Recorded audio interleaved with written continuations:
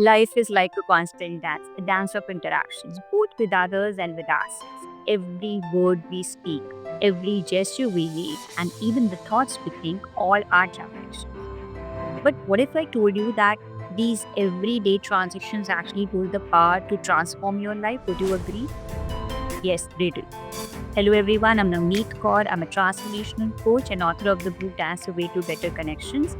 And I feel deeply privileged to be here and deliver this talk. See, if there's one thing I have heard over years of working with people is this: when we understand how we interact, we begin to understand how we live.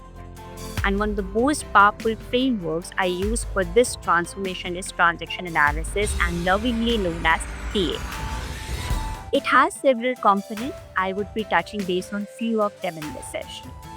So the very first component which I would like to talk about is transaction. In TA, a transaction is any exchange. It could be verbal, it could be non-verbal between two people. It could be a conversation. It could be a look. It could be a smile or just even silence. And based on how these transactions flow, they actually fall in three types. So we have complementary, we have cross, and we have ulterior transaction. Let's talk about complementary. See, this is when the response you get is in sync with the way you approach someone. There's always a mutual understanding in communication that flows naturally. Let me give you an example. See, could you please, someone, ask you, could you please help me with this task?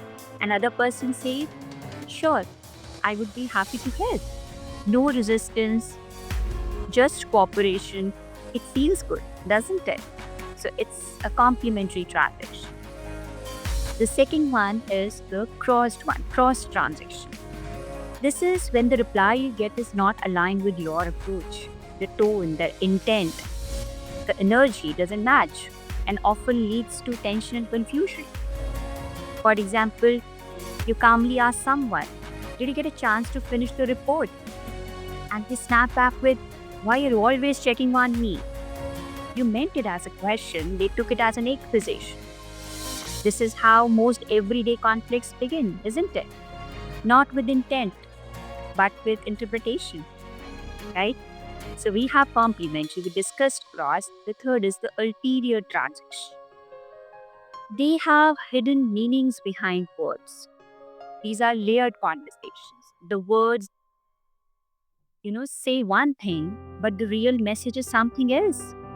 It often could be playful, it could be sarcastic, it could be manipulative.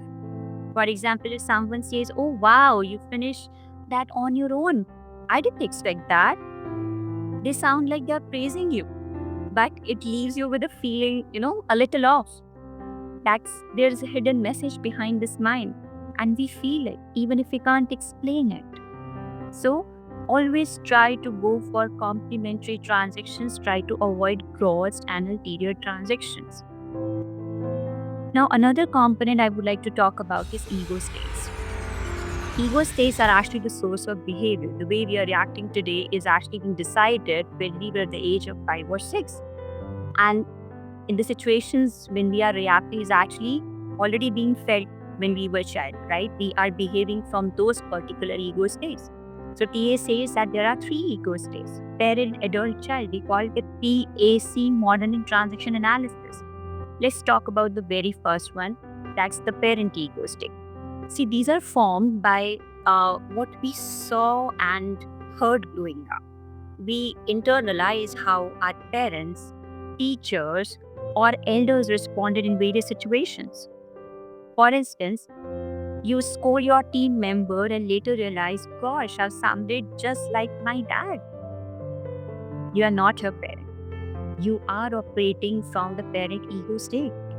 It holds our should, our must, and that's not how it's done kind of thinking. It could be nurturing, it could be critical. Okay. Another one is the child ego state. So this is where your early feelings, your experiences, and emotional reactions live. For example, imagine someone doesn't reply to your message and suddenly you feel rejected or unworthy. It's not your adult reacting, it's the emotional memory of a child feeling ignored. This state can be playful, could be creative, it could be rebellious, it could be fearful, it could be hurt. So we talked about parent, we talked about child ego state. There is the adult ego state. See, this is the logical present moment you. The you who evaluates situations, who asks questions and responds with awareness rather than reacting. For example, someone criticizes you and instead of snapping back or feeling hurt, you pause and say, I hear your concern. Let's find a way to resolve this. This is the most empowered state and where most of your transformation begins, right? So we talked about two components in TA. We talked about transactions. We talked about ego states. Now, what I would like to touch base on the third component quickly, and that's life script. See, another powerful component is the concept of life script. We all carry a story we unconsciously wrote as children. See, beliefs like I must be perfect to be loved, people always leave, I don't matter. These scripts run silently, but they dictate how we act, how we choose and relate. But the magic is you can rewrite your script. Let me share one example. One of my clients struggled to assert herself in relationships. She always put first others and fearing she would be abandoned otherwise. Through TA, she realized she was operating from an old belief like my needs don't matter. With practice, she shifted into adult, expressed her needs with clarity, and her relationships flourished. Okay? So, yes, transaction analysis teaches us to observe the flow of interactions. So, we could actually make out are the transactions we are making are complementary or are they cross or are they ulterior? Are they leading to connection or they are leading to conflict? For example, a parent says, why are you always on your phone? So parent is actually asking from parent ego state and teen response, leave me alone, dad. So that's the child ego state, a conflicting one. But the same parent says, hey, I have noticed you are spending a lot of time online lately. Is everything okay? So the parent is asking from adult ego state. Now the teen is more likely to respond from adult, isn't it? Right? So yes, this small shift builds trust. It bridges understanding. Okay. So yes, how you now the question rises that how we could actually use TA in our daily life. I could quickly give you 3 steps in this short talk. The very first is that we could actually pause and reflect. See, when you are in a tricky situation, we could ask which ego state I am in. What do I truly want from this interaction? So we could always pause and reflect. The second thing that we could do is we could shift into our adult. See, speak with clarity, not from reaction. Always lead with presence. Yes? So the first one is pause and reflect, and then we could shift into our adult ego state. The third, what we could do is we could rewrite our script. See, we could actually notice our recurring beliefs.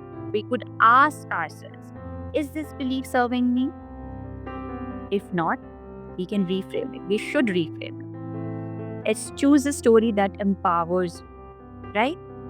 So always remember that transformation isn't about perfection.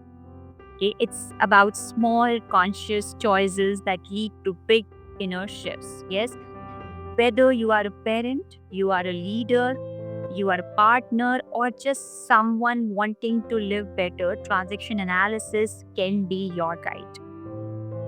So, thank you so much for joining me in this conversation. If this resonated with you, I would love to connect further. And let's continue dancing our way towards better connections and brighter tomorrow. Thank you so much, eTalks, for having me here. Thank you so much. Cheers to learn.